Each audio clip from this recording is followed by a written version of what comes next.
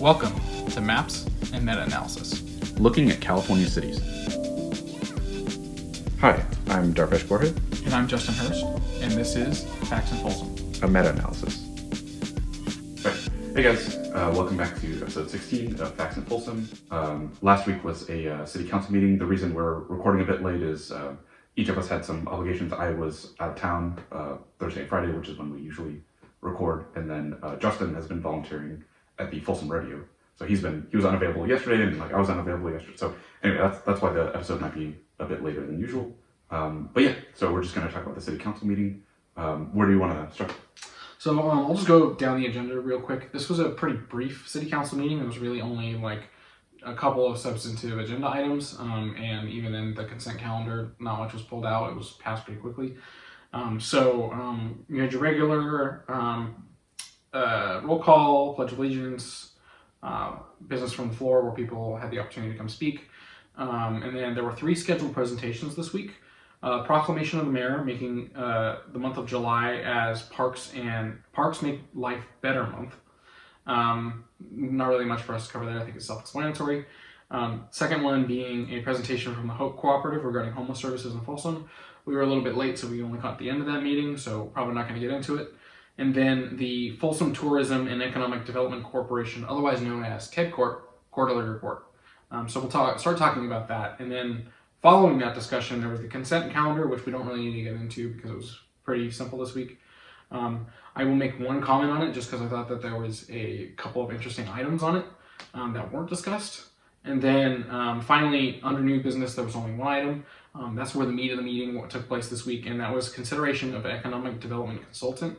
You may remember the agenda amendment we discussed in a previous city council meeting.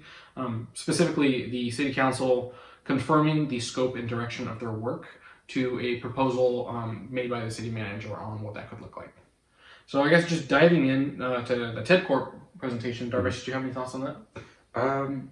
I remember a lot of it being somewhat reminiscent of the slides they'd shown before. Mm-hmm. I remember specifically they showed where tourism comes from. Yeah. So they were saying how people from, tourists from the Bay Area, tend to spend a disproportionately higher amount relative to the percentage of people that actually come into Folsom, which sort of makes sense. And then, I think the next highest category is the Los Angeles area.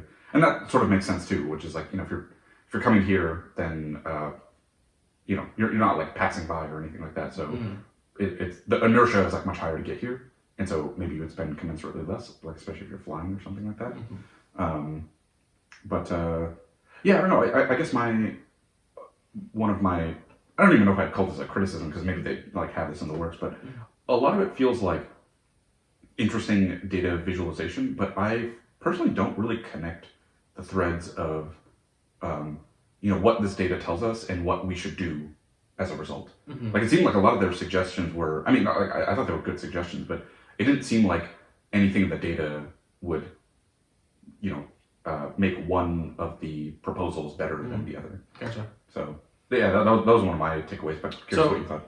On that, I guess I'll just follow up question. Do you think the issue is they need more robust data, or is it that they need to be tailoring their suggestions a little more to the data?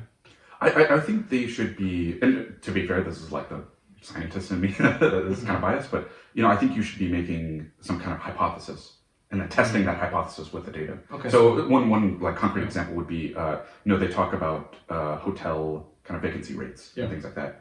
And then I think one of the proposals was let's make a new hotel here. And I'm well, you should really look at the data of before and after. So for example, near Highway 50, between your house and my house, there was a new crop of hotels that came in. So realistically, you should look at the data before and after that.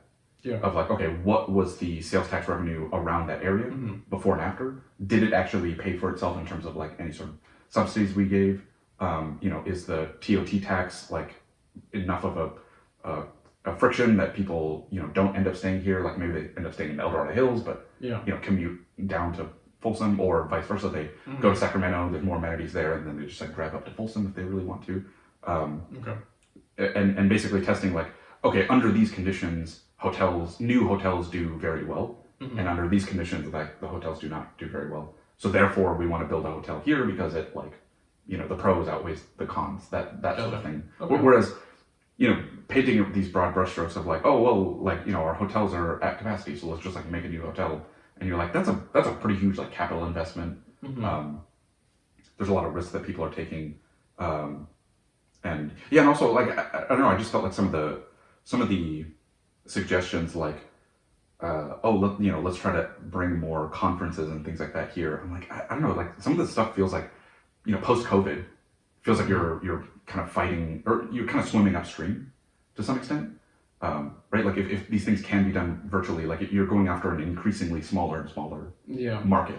Well, I also feel like Folsom is doing a lot of doubling down on the industries that are already here. Like I would imagine a lot of the tourism that already exists is from people coming for conferences, Right, if they're not visiting family. Yeah. And with this expansion of the city that's happening, especially in the Folsom Plan area, personally, I think it would almost be a smarter investment to diversify the type of people you're bringing to Folsom. Right, exactly, yeah. Yeah, so now is the opportunity to bring maybe like more forms of entertainment to the city. Or I thought the sports complex thing was actually kind of an interesting idea. Is if you can invest in sports that are taking off more recently, you can kind of capitalize on the fact that okay, other people have made this capital investment into soccer stadiums or something like that. And, soccer's not as, I actually don't know the stats of soccer, but I'm just using this like a hypothetical. Let's say, I don't know, like indoor pickleball is like popular or something like that. And, maybe you can build a state-of-the-art facility that caters to that. That would be much more expensive for like a Roseville or like an El Dorado Hills to build. And, that can be kind of your competitive advantage. And that's something that's like sticky, I feel like, in a way that other things like hotels are not. One thing I did hear about that I think the Folsom City Council or whoever's planning this is moving in the right direction on that front is I believe in the Folsom Plan area they're going to be doing an indoor ice rink. Oh, So interesting. that'll be year round. Yeah. Which I guess for me begs the question if that means they're going to not put up the seasonal ice rink that they do in the historic district. It's a bit of an innovator's dilemma kind of thing. Like, Which if they do, I'm sure there's something else that they could put up there. Yeah. Plus, I think I feel like the ice rink is not it's not like a purely utilitarian thing. It's like some of it's just like the Christmas aesthetic and That's true. Just being in historic Folsom and things like that. So yeah, especially with the tree lighting, I do think that it is still an attractive location, even if there was another ice rink in town. Yeah, exactly. But those are really good points. What were some of your takeaways and any questions you had? Yeah, I think you covered most of the presentation itself. I only had a couple of notes on some of the facts that were brought up in the presentation, not necessarily pertaining to the quarterly report. One of them I thought was really interesting, that the demographics of Folsom, we grew over 1,000 residents between the year of 2022 and 2023, which is mostly, in the new Folsom Plan area, but I think it's just showing that the rate of the city growth is increasing as compared to previous years. Which, that's good news for the city's economic development, especially as, city council's concerned about sales tax revenue drop. So that was interesting. And then the other thing that I have written down is the presenter alluded to there's some deal that has been finalized with a tech company that will be moving here to the city of Folsom in the fall is when it's going to be announced. So I'm not sure if you have any thoughts on who it might be. I don't even know where I would begin to guess, but it sounded like something they were very excited about, so I'm optimistic that could help the city of Folsom in the long run. Yeah, interesting. I guess the few big companies that obviously Intel is like one of them. Like if you guys don't know, the Intel facility is like one of the main things that made Folsom like the size at which it is. So I guess my hypotheses would be something related to like SSDs. Because I know Solidigm. Solidigm was a startup that spun out of the SSD group at Intel. And I actually know this because I met someone at one of the FLIP events. So FLIP stands for Folsom Leading Young Professionals. It's basically like a mingling, like networking thing for younger professionals in Folsom to attend to hopefully get more kind of face time with other people of similar interests or maybe diverse interests, same age, that kind of thing. And he was mentioning how Solidigm essentially spun out of Intel, and so they are quite a big presence. And then I think they got bought by SK Hynix, which is like a larger SSD maker in Korea. They also make memory and things like that. So I wouldn't be surprised if like that materialized into something like SK Hynix maybe moving from one area of California into Folsom, something like that. Okay. That's my only guess based on the information I know right now. But then again, I don't really have any insider information. It could just be like a completely different company. NVIDIA. Yeah. Yeah. Actually know of, I interned for a company called Ansync, who the CEO of that, he actually worked at Intel, and he's like, I think he even lives in Folsom, but it was like cheaper for him to start in El Dorado Hills. So he literally, it's on like Latrobe Road, which like for those of them, it's like pretty much like on the border between like Folsom and El Dorado Hills. That wouldn't be much of a move. Yeah, exactly. Yeah, and so that, which I found like, I was like, man, that's kind of embarrassing that like someone who worked in Folsom, lives in Folsom, like did not find it appealing enough to start a business in Folsom. So who knows? It could even be just like a big company that was set up there that just like moves across or something. Maybe. Yeah, I don't know. Do you have any idea who it might be? No, I think your suggestions are as plausible as any that would sound to me. Okay. Okay. Fair enough. Moving on to the consent calendar really quick. One item that didn't get discussion, but that Darvish and I talked about a little bit before going to this meeting was the final item on the consent calendar, which was, I'll just read it off.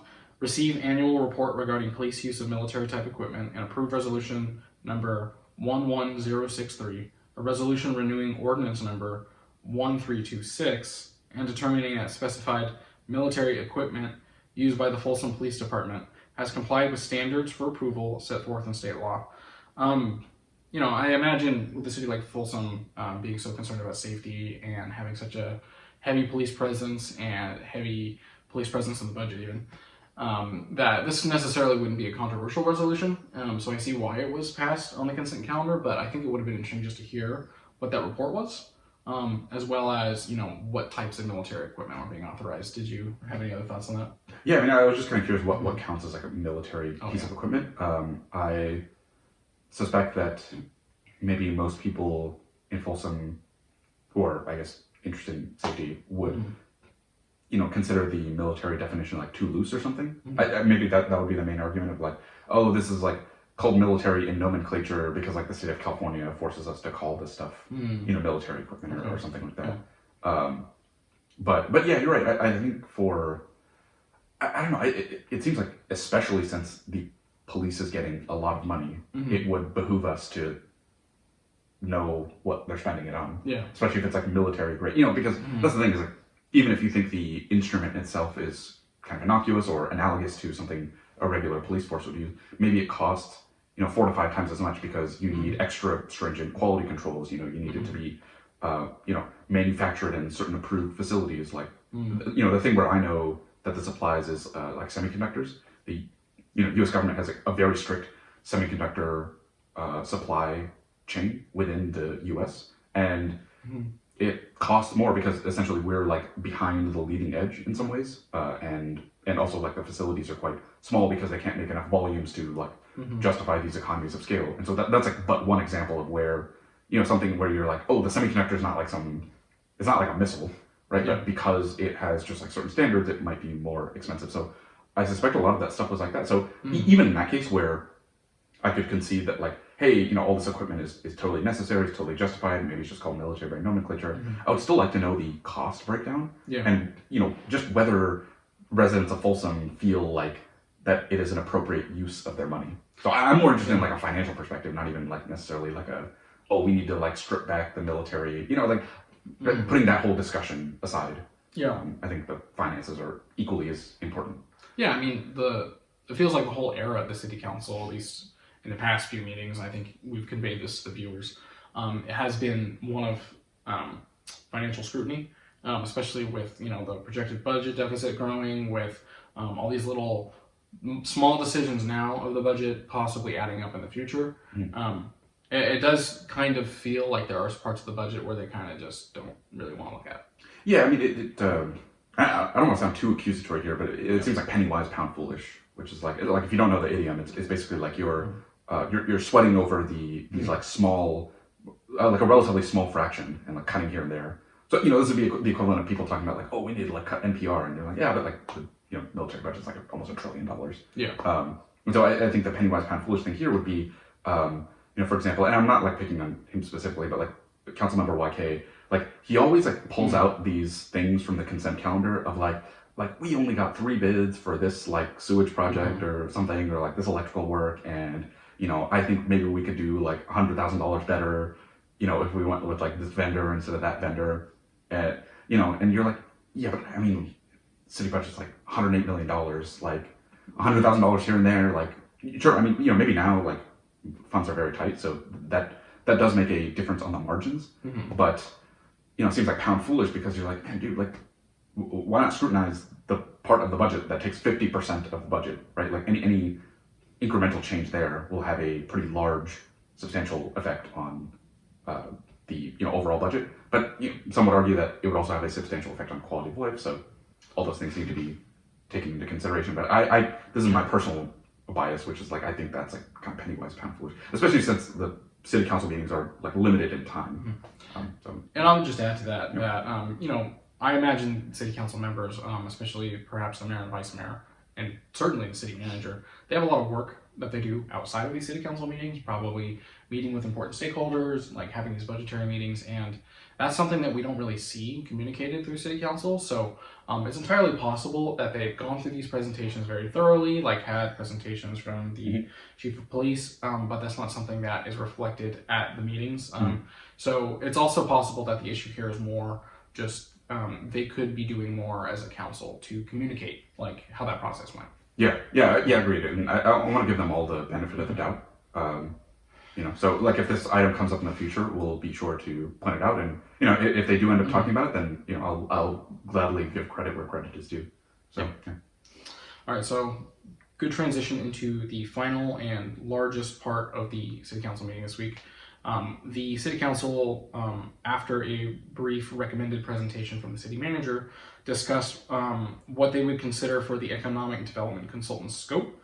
So I'll really quickly go through the recommendations by the city manager and then briefly touch on what the conversation focused on. So the city manager recommended focusing on the SMART goals. I don't remember the full acronym, but I know M is measurable, A is attainable, those sort of things. I think it's specific, measurable, attainable, realistic, timely, and maybe timely. I think. Okay, you get the picture. Yeah. There was a series of recommended tasks that this person would be doing. Keep in mind, this is a consultant that is here at least on a temporary basis. So unclear whether or not this would evolve into a full-time position later on. Once they go through the bidding process, also, it could end up being one person, it could end up being a firm of some sort. So the recommended tasks, as proposed by the city manager, were to conduct a 3-year economic development plan, which would include a SWOT analysis of the city's economic situation, then assess projects that are currently in the works through an economic development lens and give advice to the city manager and city council, do a regional comparison on the city's fees and tax structure to other cities in the region, conduct a void analysis, so basically seeing, well, how does the economy look in Folsom? Are there any gaps? Are there places where businesses could come in and fill a void? Then developing an e-gift program to encourage shopping locally. So basically this is something that was mentioned that the city chamber is already working on, where local businesses can work together to promote essentially synergy between the businesses for customers to go from one place to another. Then other recommended tasks were providing a third-party economic development staffing service. And then those were the main big things.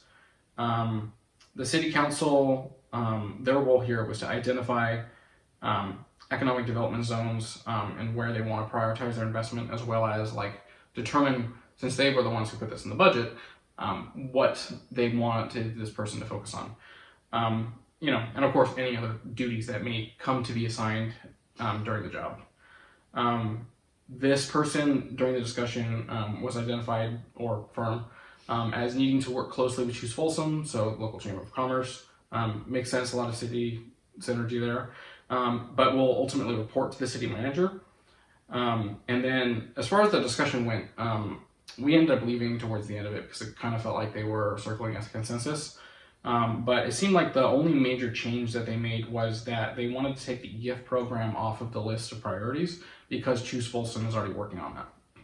Yeah, I'd say, I don't know, I thought all the suggestions were pretty solid. I actually didn't really have any contention with anything the city manager had in her presentation. Mm-hmm. I guess the part that was maybe somewhat perplexing to me was the kind of meta conversation that happened afterwards. It seemed like everyone had a different subtext for what they want this consultant to do. What do you mean by that? Meaning, I think the mayor was talking about it in a way of like, here is how this role and responsibility will continue for the next few years. Gotcha. And I think Councilmember Aquino rightly sort of pointed out, like, hey, we're only doing this for a year, correct? Like, as far as we're concerned, the goals that we're setting out and as a result of this presentation should be limited to a year. We shouldn't depend on this continuing forward. And then I think Councilmember Kozlowski made a good point of, all the city is doing is awarding a contract. Yeah. It is not like a one-to-one relationship necessarily. It could be one person, it could be two people, it could be just a contract is awarded to a firm, the firm decides how to divvy up the work. It could be 5 people, 7 people, 1 people, 2 people. Like, the city may or may not have total discretion over that. I mean, of course they can put it in the contract itself. But I thought everyone sort of had different agendas, and there was a weird, like, conflict avoidance, I think, of like, here's a line in the sand of like, I'm not going past this point. Yeah. So I don't know, and I think that was ultimately the reason we decided to leave the meeting when we did, because it felt like everyone was sort of talking in circles of, hey, we agree that this is what the economic development consultant should do. It was just a matter of like, how long would they be doing it for? How would they integrate with the existing staff within the city, and sort of whether it be one or many people, which I felt like was just not relevant to the discussion at hand. Yeah. I don't know what you thought about that. No, I agree with that, especially because one of the other things discussed was they did briefly touch on the hiring process or the request for proposals process, and the city council suggested and was accepted by the city manager that there would be at least 2 city council members that were a part of that process with the city manager. So there would be a good mix between the administrative staff as well as the elected staff doing this request for bids from different firms or individuals. So seems like there's plenty of oversight. There's going to be more opportunities for input on the specifics of who was chosen for this position. So I wasn't sure that the city council was the right place to have a full-length discussion on that.